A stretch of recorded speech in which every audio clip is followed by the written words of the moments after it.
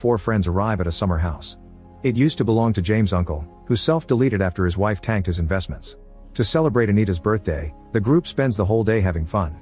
In the evening, James starts a game of truth or dare, but Anita doesn't trust her friend's prompts and passes. Melissa asks for a dare and James tells her to kiss Anita. However, Melissa doesn't want him to objectify her preferences and says no. James insists this is his house and he should get what he wants, and Anita admits she doesn't mind.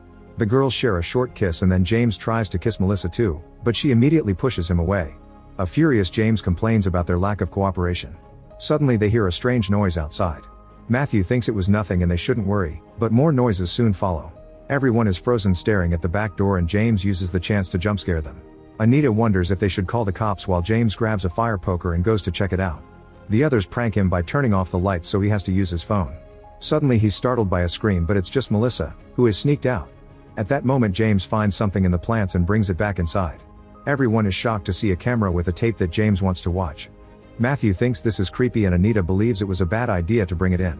When James reminds her who owns the house, Anita points out that nobody here actually likes him and they just hang out with him because of his money, so she proceeds to destroy the tape.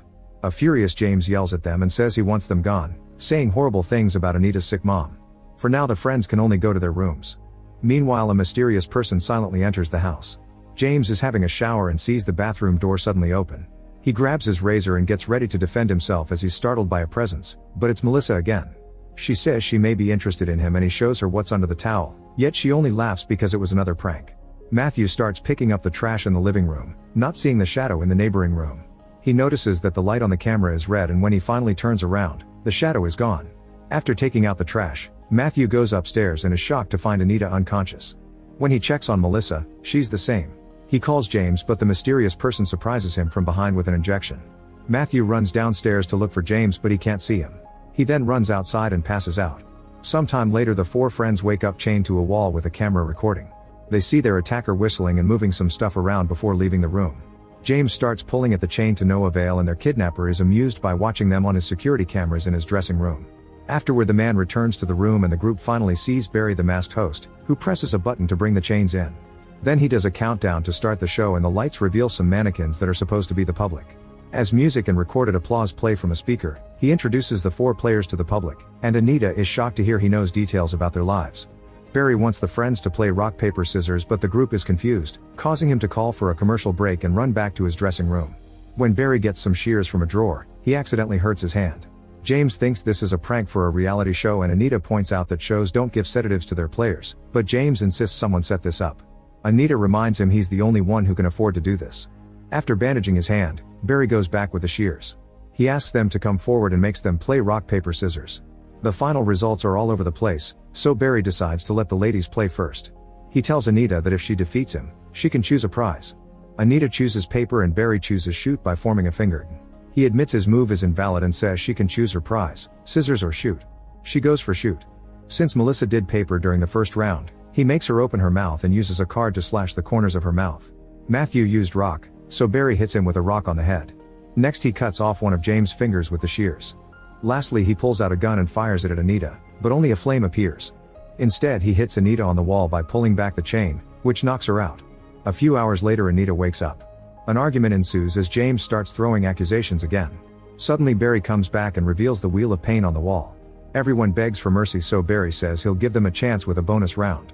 If they confess to the worst thing they ever did, they get to leave or die. He asks James first and when he refuses to answer, Barry hits him in the groin with a cane. James explains he was in a car crash and his father took the blame. The person he crashed into died in the accident because James never called an ambulance. Barry keeps pressing the cane until James says that the victim's name was Ashley. Next Barry puts the cane on Anita's neck to make her talk. She admits that to pay for her mother's surgery she made an adult website and now regrets it. Then Matthew explains he scams people online and has seen everything his friends have done on the internet. He tricked an old couple into giving him their identity but didn't even get the money because he accidentally sent it into a blockchain. Melissa admits that the dog shelters she works for don't have enough money, so she sold some pit bulls to a dog fighting ring, pointing out they would have been put down anyway.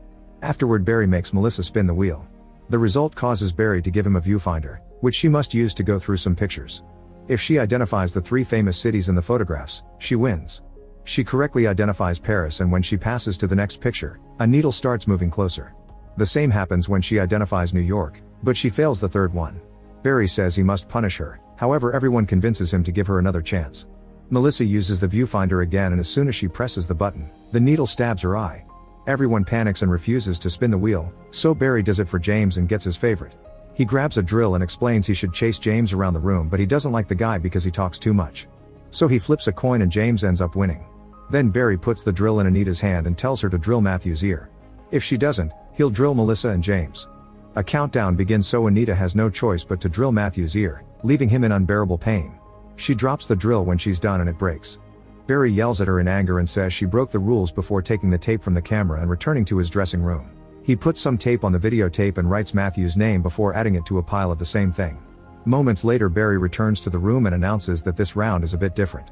A screen calls the game wildcard as he explains the rules. One question, everyone answers, and the highest score wins. Barry says he's asked 100 people to name the body part that aches the most and wants them to guess the answers. Matthew says head, Melissa says knees, and Anita answers stomach. James keeps trying to reach Barry to beat him up, but the chain just makes him fall. Barry freaks out and his own answer is neck, because they are all a pain in his. Next, Barry pulls out some pieces of paper with the answers. Number 1 is head, 2 is muscles, 3 is neck, and 4 is feet. Matthew points out that these answers don't add to 100 and Barry finds a last piece of paper with stomach, which is higher than muscles. This means Melissa has lost the game. After pulling the chains back, Barry activates his hydraulic press. The machine starts lowering its ram above Melissa and pokes her head, but Barry stops it. He announces a bonus round and asks the others if they want to change places with Melissa, but they refuse. After Melissa begs for her life, Barry makes the ram go again and it cracks Melissa's head open. Afterward, Barry takes the tape away and returns to free Melissa's body while the lights flicker. He laughs as he drags the body away, leaving a trail of blood. In his dressing room, Barry takes off his mask and does to his face the same thing he did to Melissa's mouth. Other scars indicate this isn't the first time.